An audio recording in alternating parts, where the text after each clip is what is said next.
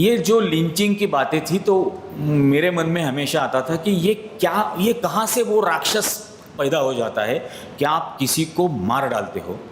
तो मैं गुजरात में करीब 3-3.5 महीने रफ़ीक कुरैशी नाम से रह रहा था और पहले अहमदाबाद में जो कैटल ट्रेडिंग करते थे, जो बूचर्स थे, उनके साथ दोस्ती की।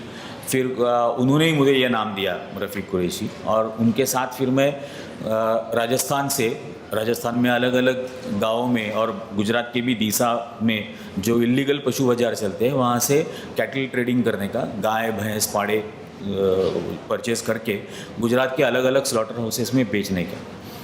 तो ये मैं करता था और ये करीब 3-3.5 महीने चल रहा था। मैं खुद 32 ट्रकों में बैठ के अलग अलग दिनों पर मैंने ट्रैवल किया और बीच रास्ते में किस तरह से बजरंग दल एक्सटॉर्शन करता है। गाय का ट्रक अगर आपको लाना है तो 14,500 या 15,000 रुपये आपको देने पड़ते हैं। भैंस का ट्रक लाना है तो 6,500 देने पड़ते हैं। पाड़ों का ट्रक अगर ला रहे हो तो 5,000 रुपये देने पड़ते हैं। और वो पालनपुर में चौधरी नाम के हैं बजरंग दल के, वो ये पूरा नेटवर्क चलाते हैं। मैं 30-32 ट्रक लाया था और उस दौरान मैं एक बार उनके पास भी गया उनको मिलने के लिए कि मुझे धंधा बढ़ाने का है, आप थोड़ा सा पैसा कम करो। और मैं बाकायदा स्कल कैप पहन के और पठानी ड्रेसेस वगैरह वो पहन के ही मैं घूमता था, रहता था। तो मैं उनके पास चला गया कि आप थोड़ा सा आपका फ़ीस कम करो, मेरे को धंधा बढ़ाने का है। तो बोले कितना करेगा?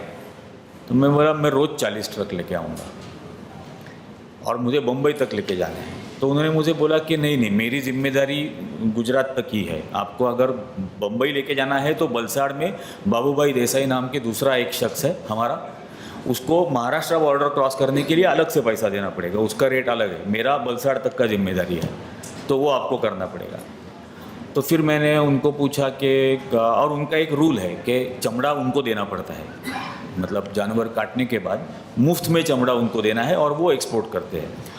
तो मैं उनको पूछा कि आपके धर्म में तो ये अलाउड नहीं है। तो उन्होंने बोला कि अभी आया है ना, तू बैठ चाय पी। तो मैं उसके सामने बैठ गया। तो उन्होंने बोला कि हाँ, हमारे धर्म में अलाउड नहीं है। तो मैं बोला फिर आप ये गाय के चमड़े का व्यापार कैसे करते हो? तो उसने बोला ऐसे दीवार पे लक्ष्मी की मूर्ति थी, तो उसने पूछा ये पता है क्या है? मैं बोला हाँ, कोई भगवान है। तो उसने कहा कि मैं इसकी पूजा करूँ या चमड़े की पूजा करूँ? तो मैं बोला साहब फिर हम भी तो वही चाहते हैं, हमको 2 पैसा मिल जाएगा। अगर आपने हमको थोड़ा पैसा दिया तो हमको भी 2 पैसा मिल जाएगा। उसने कहा कि तुम्हारा पेट भरने के लिए जितना काफ़ी है उतना मिल रहा है ना, उससे ज़्यादा जो है वो हमारा है। फिर काफ़ी बातें उसने उस वक्त बताई कि करीब रोज़ 1.5 करोड़ रुपया पालनपुर के वो जो अमीरगढ़ का चेक पोस्ट है वहाँ पर एक दिन में रोज़ 1.5 करोड़ रुपया इकट्ठा होता है। ईद के बाद आना, तब बात करेंगे, शायद कुछ थोड़ा बहुत कम करेंगे, तो ईद के बाद आना। उसने ये भी कहा कि बीच बीच में हमको लोगों को मारते रहना पड़ता है, क्योंकि जब किसी को मारते हैं तब 10-15 हज़ार 20 हज़ार लोग डर जाते हैं और वो डर बरकरार रखना है तो बीच बीच में मारते रहना पड़ता है। तो तू अचानक अलग नंबर के ट्रक में से ट्रैवल मत कर, कहीं फंस जाएगा एक आध दिन। तो बोला क्या करेंगे सर, पेट भरने के लिए तो करना ही पड़ेगा। जब तक जिंदा है तब तक पेट भरना है, तब तक ये करना है। आपने अगर मार ही डाला तो कहाँ पेट भरने की नौबत है?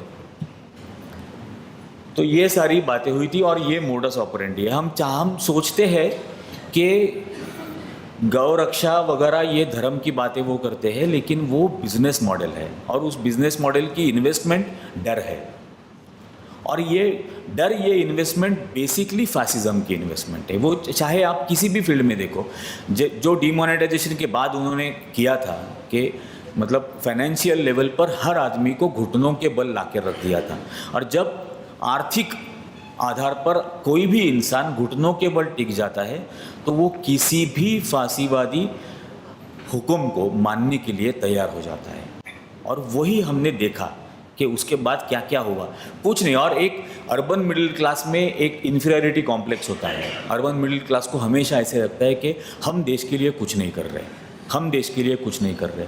तो उनमें ये वहम पैदा कर दिया कि आप लाइन में खड़ा रह के देश के लिए बहुत कुछ कंट्रीब्यूट कर रहे हो।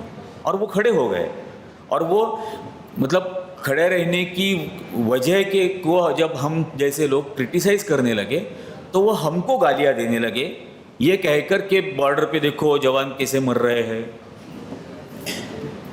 हम 4 घंटे लाइन में खड़े नहीं रह सकते क्या। और ये बेसिकली इसलिए होता है क्योंकि उन्होंने उनका जो इन्फीरियरिटी कॉम्प्लेक्स है उसको ट्रीट करने की कोशिश की, उसको एड्रेस करने की कोशिश की, और इसलिए ये पूरा बेवकूफ़ अर्बन मिडिल क्लास उनके पीछे दौड़ रहा था। लेकिन ये जाकर कभी कोई देखता नहीं है कि वाकई में ये क्या हो रहा है, ये किस तरह से हो रहा है।